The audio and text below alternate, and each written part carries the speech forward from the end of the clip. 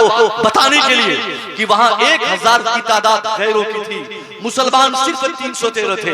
मगर जब रिजल्ट आया, रिजल्ट विपरीत रिजल्ट, एक ऑपोजिट पोजीशन पर जिनकी तादाद कम थी, अल्लाह ने 313 को कामयाब फरमाया 1000 के मुकाबले में। सिर्फ तादाद की कमजोरी नहीं, बल्कि मुसलमानों के पास असलहे भी कम थे, या बहुत हद तक इसके बहुत सारे अफराद के पास असलहे भी नहीं थे, मुसलमानों के पास खाने के अशिया कम थे।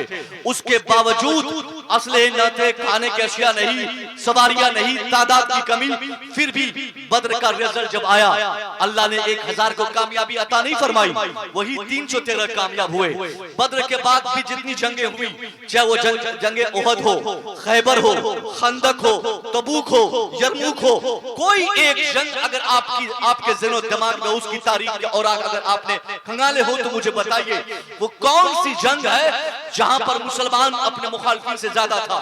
जब हम 313 थे तो सामने 1000 की तादाद में सामने आए, जब हम 1000 हुए तो सामने 10,000 आ गए, जब हम 10,000 हुए तो सामने 50,000, जब हमारी 50,000 की हुई तो सामने 1000 बनकर, हम 1 लाख बनकर हमारे सामने आ गए। यानी जैसे जैसे हमारी तादाद में इजाफा हुआ, हमसे डबल तादाद लेकर हमारे मुखालिफिन हमें मिटाने के लिए हमारे सामने आए। मगर बद्र की तारीख ने हमें समझाया, खैबर की तारीख ने हमें बताया, यरमुक और तबूक की तारीख ने दुनिया को पैगाम दिया कि तादाद की किल्लत और कसरत किसी कौम की, किसी कम्युनिटी की कामयाबी या उसकी नाकामी के लिए कभी फैक्टर नहीं रहा।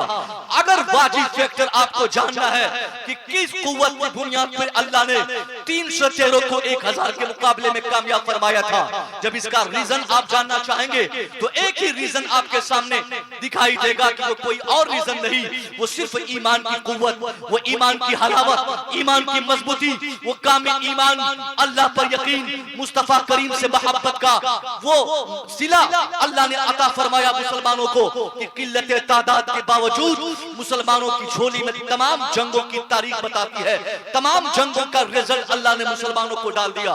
ये क्यों कामयाबी मिली? मुसलमानों का ईमान मजबूत था, इसलिए किल्लत तादाद की बुनियाद पर भी पूरी दुनिया में अपनी किल्लत के बाद भी अपनी ताकत का, ईमानी कुव्वत का एहसास दुनिया को दिलाया। आज हम कहते हैं हजरत हम कम है, हम 10% है, हम 20% है, हम 30% है। साहब ये 68% से कुछ नहीं होने वाला।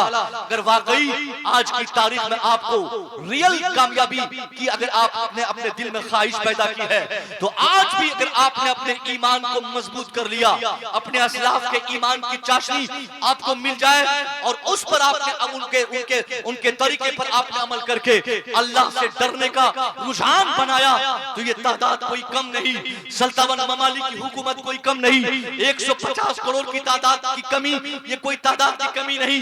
आज के वक्त में अगर मुसलमान ईमान को मजबूत करके अपने अमल को सुधार कर एक सच्चे बेहतर मुसलमान होने का अपनी जिंदगी में सबूत दे दे, तो ये जमीन जो आज हमारे लिए तंग हो गई, या आसमान जो हमारे लिए मुसीबत बनकर है, ये हालात जो हमारे विपरीत है, यकीनन इसमें गैर मामूली तब्दीली आएगी। साहब ये जमीन मुसलमानों के लिए है, ये आसमान से बरकतों की बारिश मुसलमानों के लिए होती है, ये बारिश मुसलमानों के लिए, ये जमीन मुसलमानों के लिए, ये चांद अल्लाह वालों के लिए। मगर इसके बाद भी कहीं से भी खैर की उम्मीद हमें नहीं, ये जमीन हमारे लिए तंग महसूस होती है। एक ही रास्ता आपके लिए है कि आप अपने ईमान को मजबूत कर ले। ईमान को मजबूत करने का तरीका अपने अमल से आप जाए। ईमान मजबूत तब माना जाएगा कि हम अपने अमाल को, अपने किरदार को, अपने कैरेक्टर को ऐसा सीधा बना दे, ऐसा बेहतर बना दे कि दुनिया देखकर महसूस करे कि ये वाकई मुसलमान है। अगर हम आपसे कहेंगे कि आपकी बर्बादी की बड़ी वजह यह है कि आपके पास ईमान है मगर कमजोर है, फिर एक सवाल आप करेंगे हजरत कम से कम कमजोर ही सही, ईमान तो हमारे पास है। जिनके पास ईमान ही सिरे से नहीं है वो आज हुकूमत की कुर्सी पर बैठा है, वो आज साहिब दौलत और साहिब सरवत है, आज उनके पास माल है, उनके पास बिजनेस है, उनके पास दौलत है, उनके पास कुर्सी है, उनके पास हुकूमत है। फिर क्या मतलब है?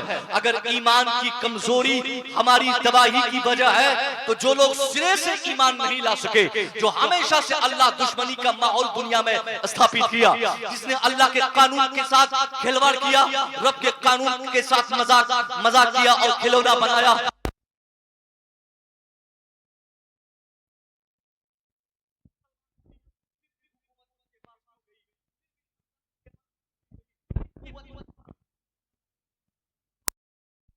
के उलमा आपको देंगे।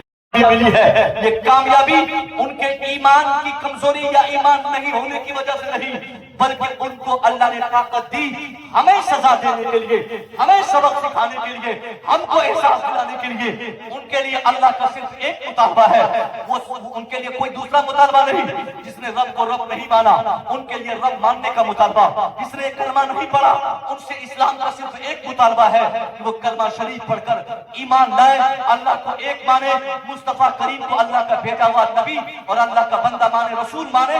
बस इतना काफी है उसके लिए, उसकी भलाई के लिए इतना काफी है। मगर जो बचपने से ईमान साहिब ईमान हो, जो हमेशा कहा हो यही अभी आई लव मोहम्मद की बारी आई, क्या भाई साहब, क्या पूर्णिया, क्या कटिहार, क्या बिहार, क्या भारत, क्या भारत से बाहर हर मुसलमान आई लव मोहम्मद सल्लल्लाहु अलैहि वसल्लम कहते थकते नहीं। ये मोहम्मद सल्लल्लाहु अलैहि वसल्म की मोहब्बत का दावा हमने पेश किया, कलमा हमने पढ़ा, मगर कलमे के जो तकाजे थे, कलमे का जो मुतालबा था, कलमे के जो एलिमेंट्स थे, कलमा पढ़ने वालों का जो मुतालबा कलमे का जो उनसे होता है, उन सारे मुतालबात पे अगर देखा जाए तो हम में से शायद बाइक किसी का अमल है।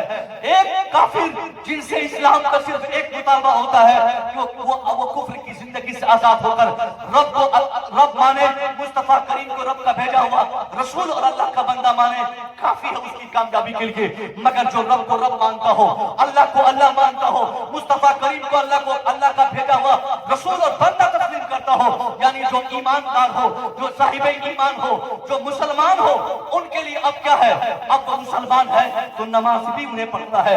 हम ईमान लाए, नमाज कौन पढ़ेगा? हम ईमान लाए, रोजा कौन रखेगा? हमने ईमान लाया, इबादत दूसरी कौन करेंगे? हम ईमान लाए, बेहयाई से कौन बचेगा? हम ईमान लाए, ये बुराई से कौन बचेगा? इसी जमाने में बोला तो आज सबसे बड़ा झूठा हम बनकर दुनिया के सामने अपने किरदार को हम उनके सामने रखकर और